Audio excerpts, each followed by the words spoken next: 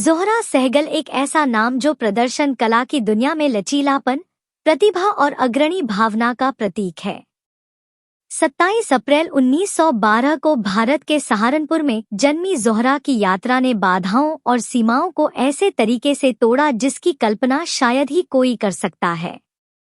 एक पारंपरिक सुन्नी मुस्लिम रोहिल्ला पठान परिवार में जन्मी ज़ोहरा एक खुद को टॉमबॉय कहती थी, जो शरारतों और जिज्ञासाओं से भरी हुई थी।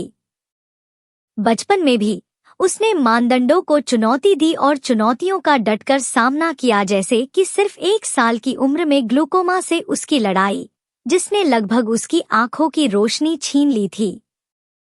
अपनी मां के असामयिक निधन के बाद ज़ोहरा और उसकी बहनें लाहौर के क्वीन मैरी कॉलेज में गईं, जहां उन्होंने सख्त पर्दा प्रतिबंधों के तहत पढ़ाई की। वहां उसने महिलाओं के सामने आने वाली चुनौतियों को देखा और फैसला किया कि वह समाज की अपेक्षाओं से बंधी नहीं रहेगी। 1930 के दशक में अपने चाचा के साथ यूरोप की यात्रा ने उन्हें रंगमंच और नृत्य की दुनिया से परिचित कराया।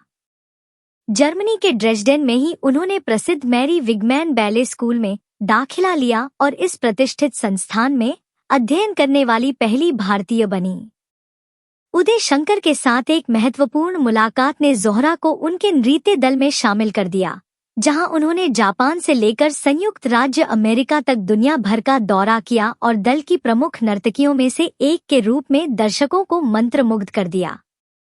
1940 में वह Uday Shankar India cultural centre में एक शिक्षिका के रूप में भारत लौटीं, जहां उनकी मुलाकात उनके पति कामेश्वर सहगल से हुई, जो एक साथी कलाकार और नृत्य और जीवन में उनके साथी थे।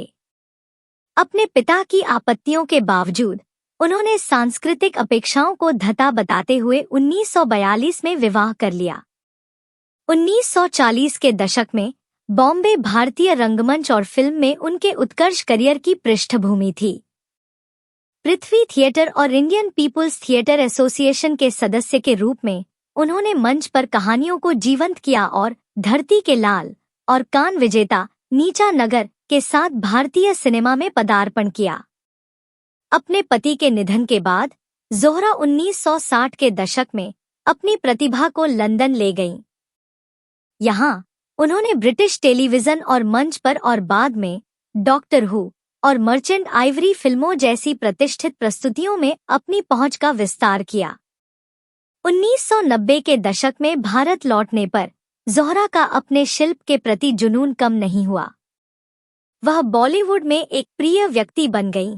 दिल से हम दिल दे चुके सनम और चीनी कम जैसी फिल्मों में दिखाई दी।